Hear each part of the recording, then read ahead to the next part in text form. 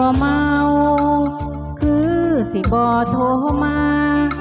กินเหล้าแล้วจังโทรหาเอิ้นให้มาเป็นเพื่อนแก่เหงา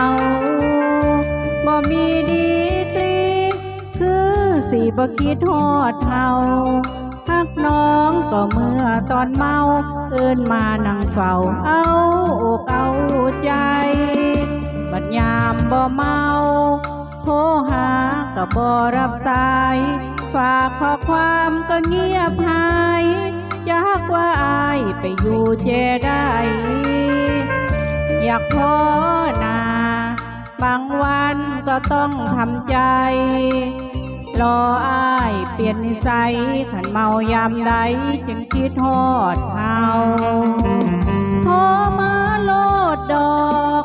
เว้าบ่ยอมวางหูเอิ้นมาวัดหมู่ให้เขาหูอยู่ในวงเราเอ่ยคำฮักคักหลายตอนที่พี่เมา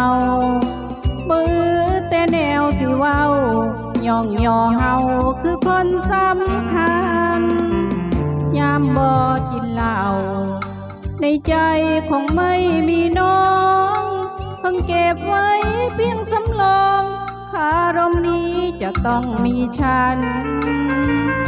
มาเป็นกับแก้มผสมโซดาให้อายสุขสันต์ได้รักแค่เพียงบางวันได้เห็นหน้ากันแค่วันที่เมา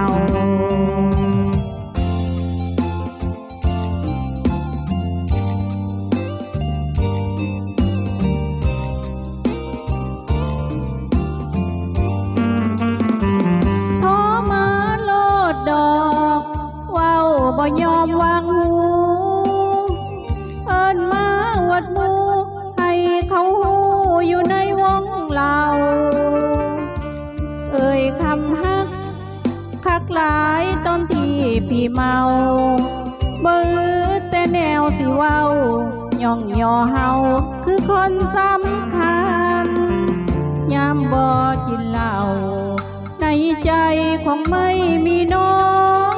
คงเก็บไว้เพียงสำรองคารมนี้จะต้องมีฉันมาเป็นกับแก้มผสมโซดาให้อายสุขสันต์ได้รักแค่เพียงบางวันได้เห็นหน้ากันแค่วันที่เมา